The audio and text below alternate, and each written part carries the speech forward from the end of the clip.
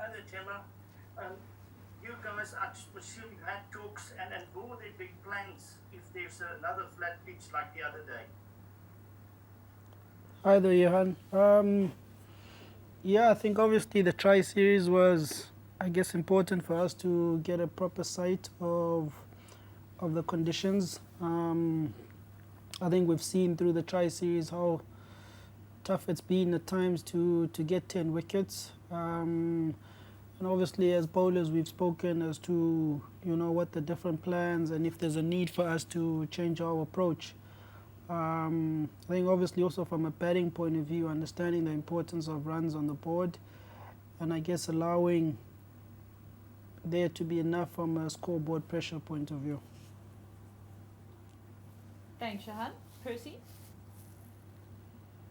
Thank you so much, Lucy. Good afternoon, Skipper. Skipper, can you ask you, obviously we all knew that the Tri Nations was going to be preparations ahead of the Champions Trophy, but should we read anything out of what happened in those past two matches, and keeping in mind that you guys are getting more personnel, or more experienced personnel heading into this tournament? I guess really, I mean, for the guys who are involved, who are also involved in the Champions Trophy, like I said, it was a sighter for in terms of the conditions. And for the guys who haven't had a lot of cricket to kind of dust off those cobwebs and get into that rhythm of playing 50 over cricket. I think that's probably the best we could take from it. Obviously there were new faces in the squads, in the teams, and I guess for some of those guys, it was a good opportunity. I think a guy like Matty Bretzker, the way that he performed, he showed why he's one of the guys for the future. But I think for Champions Trophy, really, it's about us getting a proper sight of the conditions. Thanks, Percy. Neil? Hi, Temba. I just wondered whether you'd done something special to get under the Pakistan skins when they ran you out, or were they just pleased to get you out? That seemed a bit personal. Yeah, I don't know what I did, Neil. I definitely didn't say anything. Yeah, I definitely didn't do anything. Obviously, I think at that time, it was quite a key moment within the game, and I guess they identified that as a moment that they could maybe try create something out of the game. In all fairness, it kind of worked for them. They got the wicket, but I don't believe I instigated in any way through anything that I said or did. Maybe I spent a little bit too long at the crease. Take it as a compliment. I guess. Thanks, Neil. Who would like to take the next question? Stu, go ahead. Hello, Temba. How concerning is it for you that your team is going into a ICC tournament, with 6 consecutive defeats behind you? What's been the discussion about that run within the squad? To be honest with you, Stu, there hasn't been much of a discussion about it. I think looking at the run that we've gotten here to this point, it hasn't been a case where it's been our full strength team that's been up against the other teams. In saying that, you expect that the guys who've come in to still be able to maintain that standard. I think with this group, from a confidence point of view, I believe that is still up there. And really for us as a group now, it's for us to connect strongly again, like I always say, to remind ourselves of how we want to play our cricket, but really back ourselves to play to our best. That's what we know. That confidence and knowing comes from how we've performed as a group.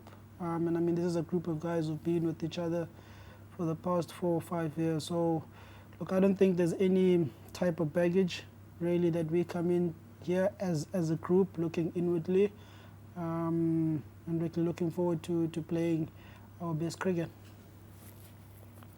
Thanks, Stu. We've got a follow-up from Percy. Thank you, Lucy. Skipper, can I ask you, this is a question we usually ask the coach though, but maybe you can help us. As the rest of your teammates, the other teammates, have they joined you guys yet? And because the last statement we got was Owen Bosch replacing obviously the injured Protea in the squad though. And are you happy with these senior players joining you guys now ahead of this campaign? Yeah, all the guys are here. We had practice today. It was a full squad practice. Everyone had a hit. The guys obviously bowled, and look, I mean the energy is high again, and there's a sense of, I guess, excitement and anticipation for what's to come. It's Lucy's birthday as well, so we're looking forward to spreading cake all over her face as well. But yeah, I think the guys are. It's good to be with the guys again. I think the guys the last month or so they've been playing against each other. They've been competing against each other. But now we're coming again, and we will be looking to compete against the rest of the world. So, Skipper, you don't have any injury concerns though? No, I don't have any concerns. Thanks, Percy. Johan? Temba, do you know if that match between Afghanistan and New Zealand was played today? I saw that it was the start was delayed. Okay, no, I wasn't aware of the game. We were at practice. I wasn't aware of the game, no. Thanks, Johan. We've got a follow-up from Stu. Mute myself there, but I just wanted to find out from you, are there any, and there's another question about concerns, but looking at the way Lungi has played, and not just in the couple of games that you had with him in Pakistan now, but this goes back over the season, what's it going to take to kind of restore him to something akin to his best form? Yeah, I think, I mean a guy like Lungi, he's been out of action for a couple of months now, either through injury or, I guess, out of favor from a selection point of view. He's one of the guys who feed off confidence from guys around him. So, we've never felt that it's a skill or a talent thing when it comes to Lungi. It's merely a confidence thing, and unfortunately, confidence is something that you get out on the field of play. So I think the games that he played in the Tri Series, you'll take whatever confidence from that, but I think you'll also take the learnings and improve in areas that you'll need to work on. A guy like Lungi will always look to compete, but I think me as a captain, it's merely supporting him, giving him the confidence that he needs, but also making sure that he's clear within his role. I think he's also under no illusion as to what is expected of him. But I think should every guy in the squad, we trust 100% to be a match winner for us. Thanks, Stu. Are there any further questions? Neil, go ahead. Amber, with less domestic cricket, 50-over cricket being played pretty much around the world, a lot of senior players coming into the Champions Trophy with very few 50-over games, and it just seems almost to be, because of so much T20 cricket, batters are forgetting that 50 overs is a test of defence as well as attack, and they don't seem as willing or able to put in those. They're seeking some slow laps, put forward by the sort of municipality slow overs in the middle. I mean, it's been a formula for many years, hasn't it, to keep wickets in hand and see how you are with whatever 15 overs to go at the end. Is that a point of discussion in team meetings, remembering that 300 balls is actually quite a long time? Yeah, definitely. One of the challenges that we were given in the first game against New Zealand is to see ourselves bat 50 overs or 300 balls. And I think, look, fundamentally, that's a challenge that, even in Test cricket we've seen where, it's rare where a game goes to day 5. Everyone's trying to take the game forward. So, one day cricket, is becoming a victim of that.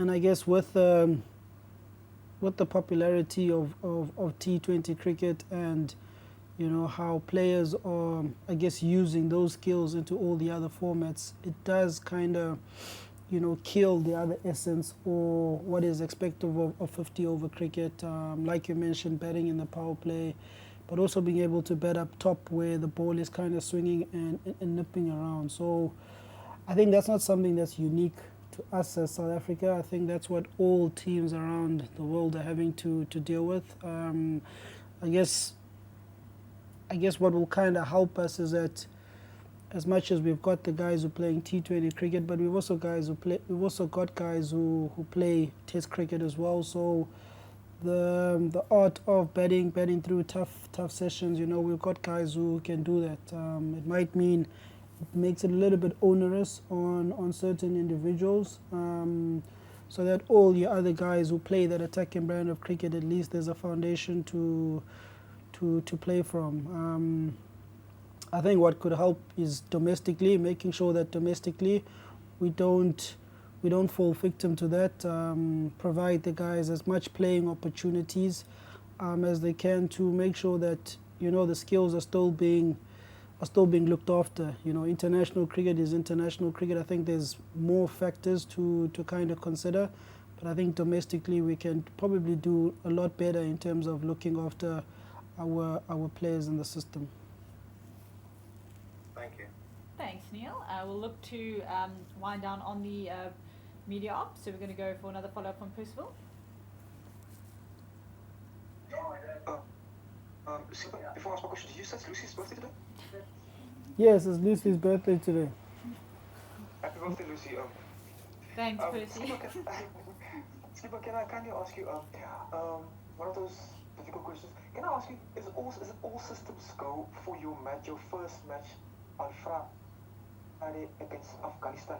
And can you confidently say that you've got everyone's backing in South Africa ahead of that match against Afghanistan? That the Proteas team have got everyone in South Africa's backing ahead of that match? Well, we'd love to, right? I can't confirm if we've got everyone's backing. I think you probably better off placed. The media, you know what the sentiment is like back home. I think from our side, we can commit to put our best foot forward as a team, and hopefully through our performances we can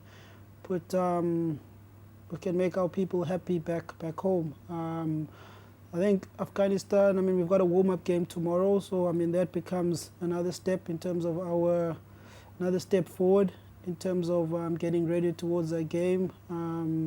We're still within our preparation phase, so I trust that come Friday we'll be as ready as we can. Yeah. Thanks. Thanks, Percy. We'll look to take one last one from Ross. Thanks very much, Temba. Just sort of adding to Neil's question earlier about the lack of 50 over cricket, does that sort of make a tournament like this now sort of extra important for you guys specifically because of us hosting the 50 over World Cup in 2 years? And does that sort of make you guys want to put in a really big effort here and get as far as you can? Yeah, we'd like to build on our performances. From 2023 50 over World Cup, the way we performed. Even the 2024, I know it's a different format, but you pretty much had the same guys kind of representing there. So I think it's just a matter of performing and finding a way to go a step further in terms of our journey. 2027, I think for maybe the older guys is maybe a little bit of it's looking too far ahead. I think you'll hear a lot of the guys speaking about taking it series by series, season by season type of thing. But really it's for us to just keep building on our performances. I think as a Proteas team, men's and women, there have been a lot of good performances, finals and semi-finals. So, we'd like to add to that momentum that I think as Proteas teams we've been able to achieve. Great. And then just lastly, after his stunning start to his ODI career, is it a little bit of a blow to lose a guy like Matthew Britsky for this competition? Look, I mean, you've got guys like Rassie coming in, you've got guys like Aiden Markram and David Miller. So I think any team would want those type of batters within your team. I think Maddie, you talk about grabbing an opportunity with both hands. He's definitely done that, and I'm sure in the near future, he'll become one of the go-to guys within the team. So, yeah, I mean, I guess from an exuberance of youth, the way the guy plays, it was refreshing to see. But like I said, the guys who are coming in, I think any team in the world would want them.